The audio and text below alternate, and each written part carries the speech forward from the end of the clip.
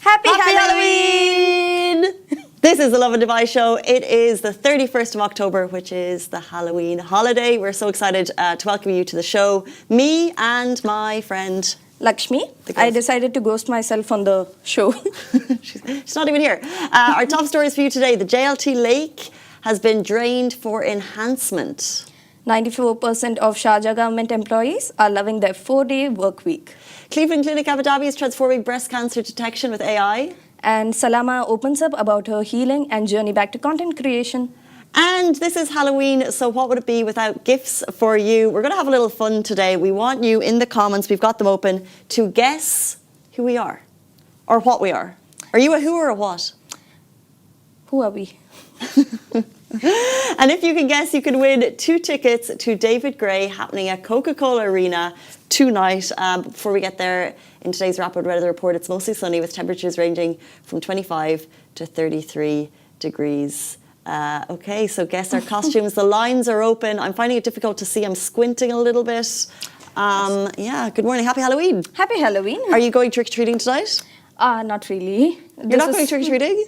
No, we don't really do that, but I would love to get some treats. There are these kids who come and I love taking their treats. It's fine. I'm so glad you said that, actually, because I've brought you a treat. Oh, yeah. Nice. We actually got sent these and I saved them for the show. And sometimes I feel bad eating really nice food on the show because I'm like, I'd like to share it with more people. But so Chef Noel, who helped create Dubai Chocolate, has made Halloween treats.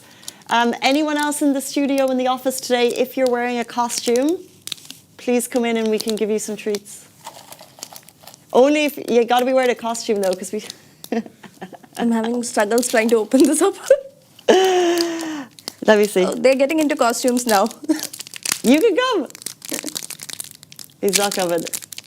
We have a few people. I don't know. By the way, looking out to Dubai, are your offices dressing up today? Oh yeah, a lot of radio stations as well. It's really cool. Happy Halloween. Nice costume as well. I wouldn't even know it's you. Thank you. You want to show the crowd?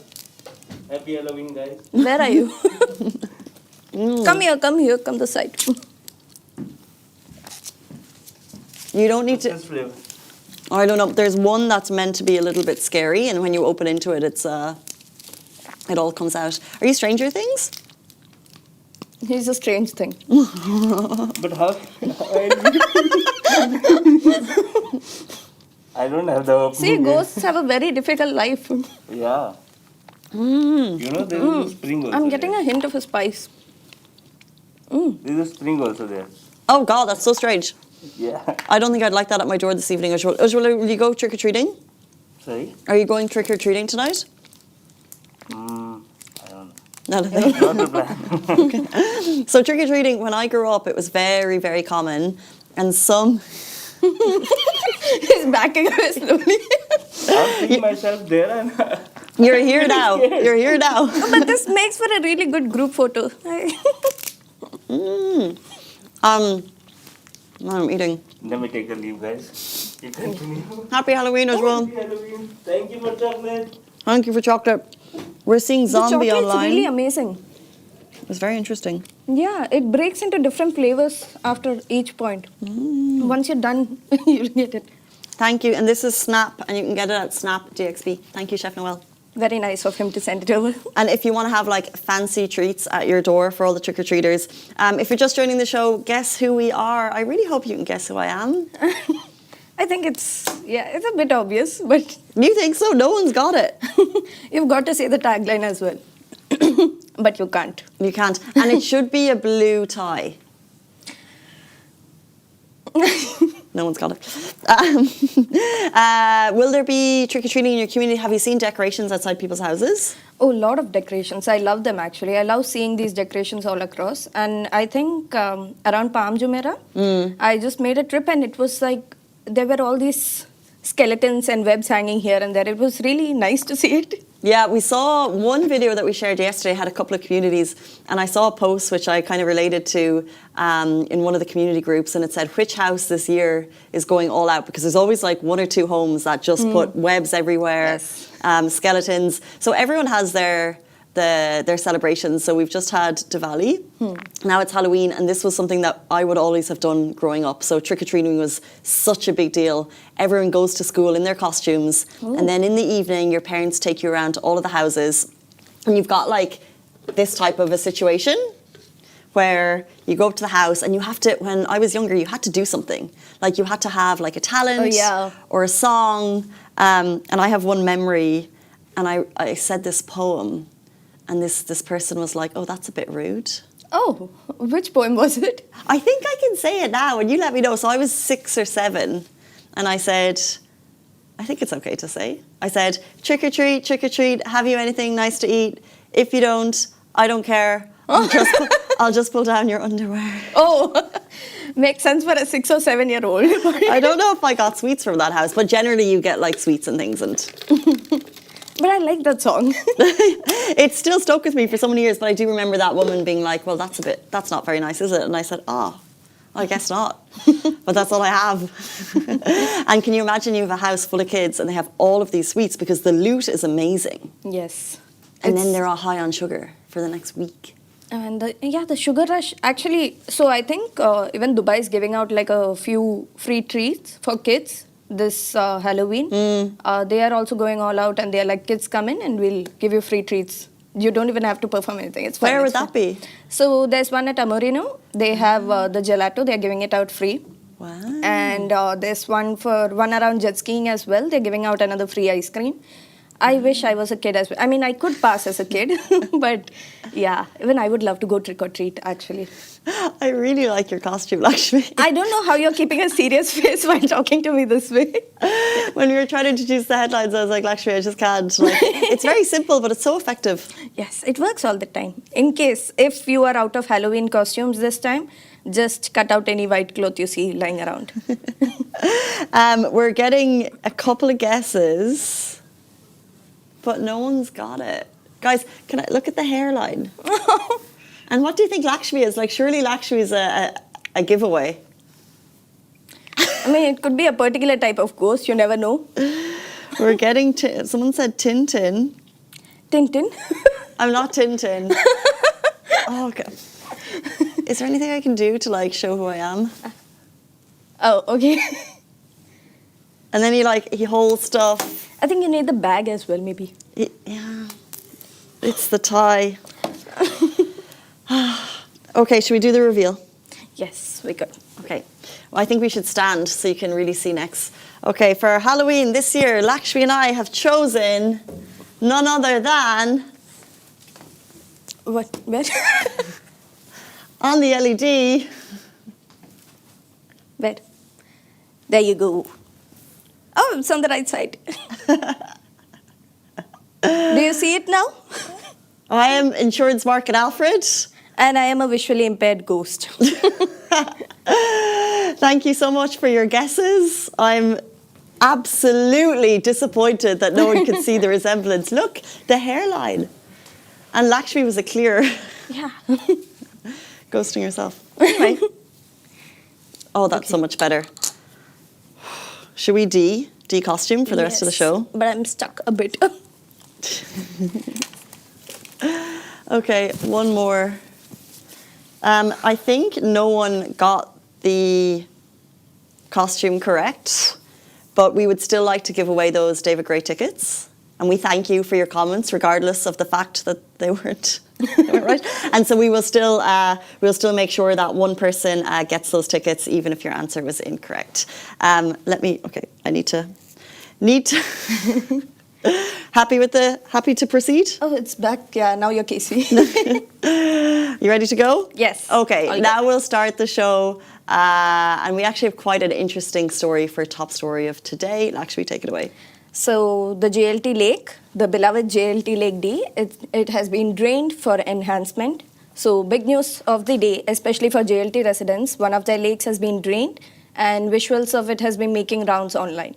But before you panic, it's not disappearing for good. Exactly. We have a statement from DMCC, who recently announced that the Lake D Enhancement project will upgrade the area, improve accessibility and introduce a brand new community and retail hub. Now, a lot of residents were worried that the lake was gone forever, especially after seeing it drained. However, DMCC have cleared things up with an official press release. And the good part, a part of the lake stays. Only a certain part of Lake D is being redeveloped to include upgraded walkways, green spaces, public seating, and even underground parking.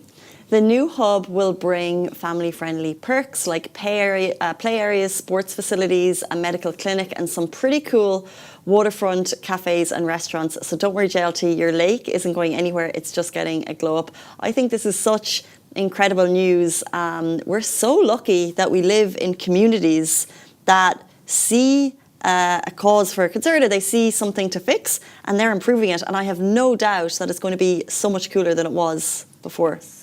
And it will have both lakes and also more nature and also some retail stuff. So JLT, I think it's always been like a community hub. I see a lot of events going on there and residents just come together, families particularly. It's a very pretty cool place. So this kind of upgrade, I think it would just bring in more people. It would be really cool. I have so many favourite spots in JLT. Like I think there's, I actually recently got a reminder that Mythos is celebrating its 10-year anniversary with Nola, of course, Nola. So they're an amazing two separate restaurants. The amazing Greek restaurant Mythos and Nola is kind of New Orleans vibes, and they're right beside each other and they're both amazing. And I remember they opened 10 years ago, similar to the time that Lovin Dubai started, and we had an office in JLT. And longevity of restaurants is kind of a difficult thing to do here because there's always the new that people follow, and people rarely have their go-tos, but these two restaurants have always been go-tos for people, and it's amazing that they have stood the test of time. And I think the location in JLT and also the character of each individual restaurant has done that. What's your favourite place in JLT? In JLT, so I used to work there for a bit, so I particularly liked going around the lake actually, because it was like, every time I wanted a breath of air, I'd just walk out and the lake was right there. It was like peaceful. So nice. Yeah. And right around the corner, there was this bakery called Postcards. They had a really good ambience, and I've been there. I spoke with the owner of the place, and we used to chill about the facts over there. She even baked some really good cookies and all of those for us. So I really liked that place.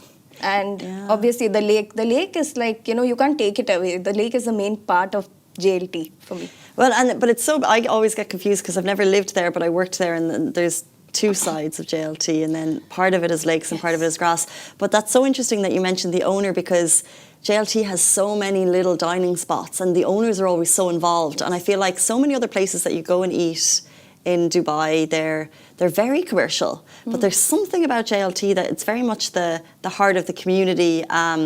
Bait Mariam started there. Fusion Ceviche is an amazing ceviche place, and the owners are there cooking for you, and you know that their heart is going into a Chalco's. You know Chalco's, that amazing. Yes, they do amazing, and that they've also expanded across Dubai. It's an amazing Mexican, and they started in JLT.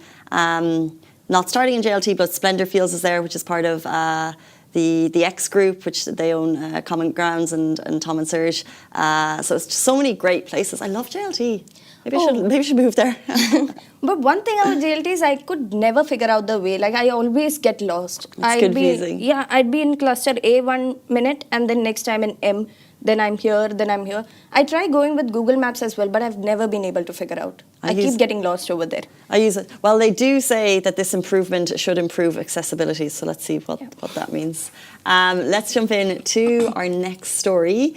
94% of Sharjah government employees are loving their 4-day work week.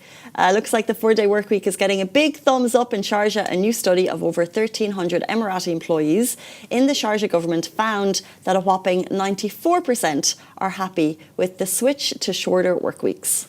The study carried out by the Sharjah Family Development Department looked at how the 4-day work week impacts happiness and family life, and the results are unsurprisingly all smiles.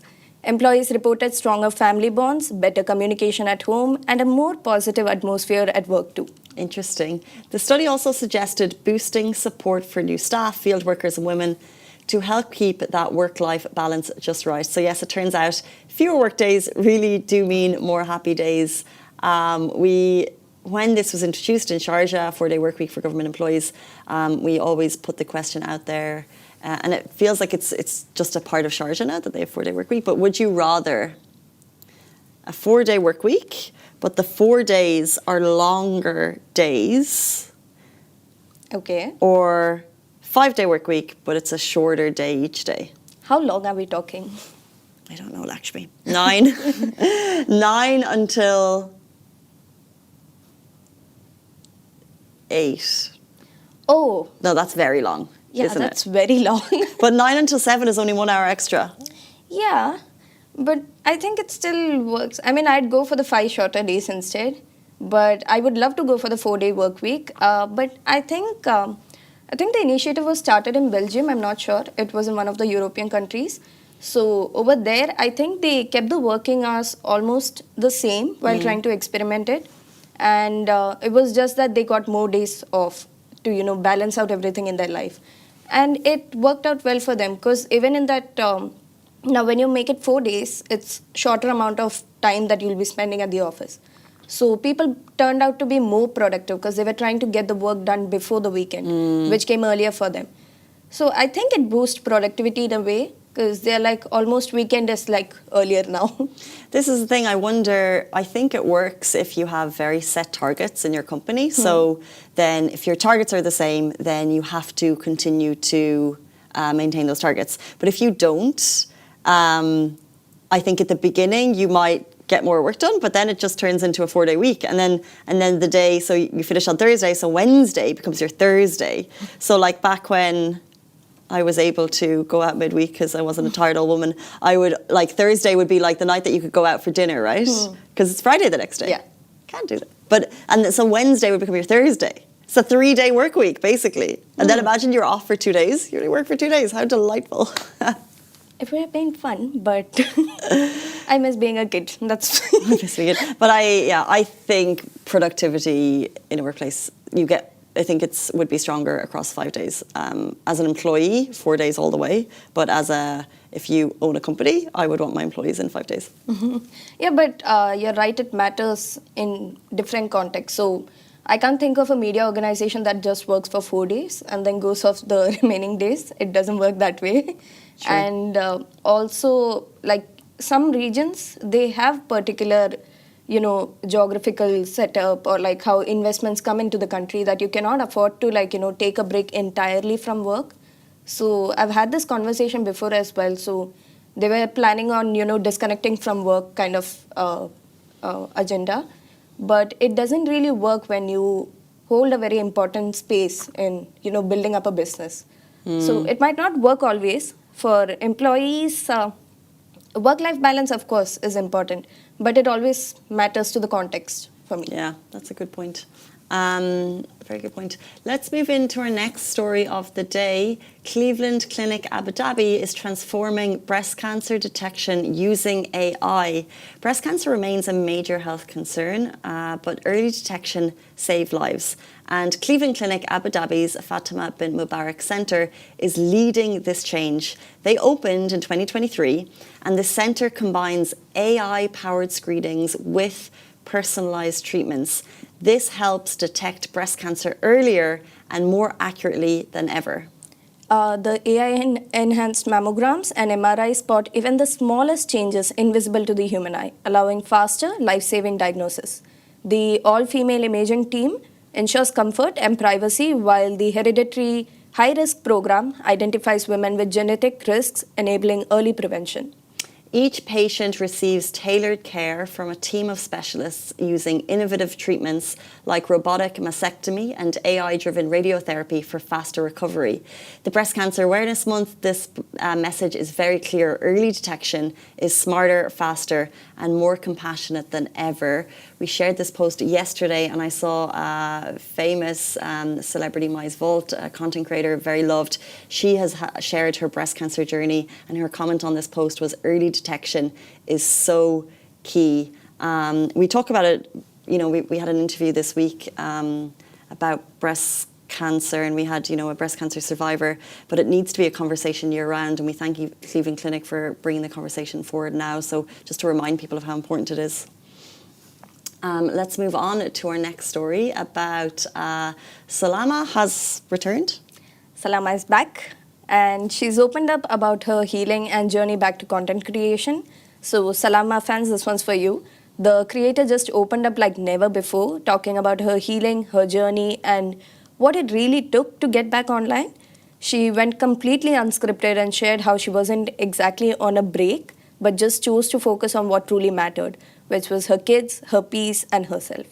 Content creation can often get challenging when a part of your life is out there for the public to witness. For a long time, she said she felt like she was playing a role that wasn't really her.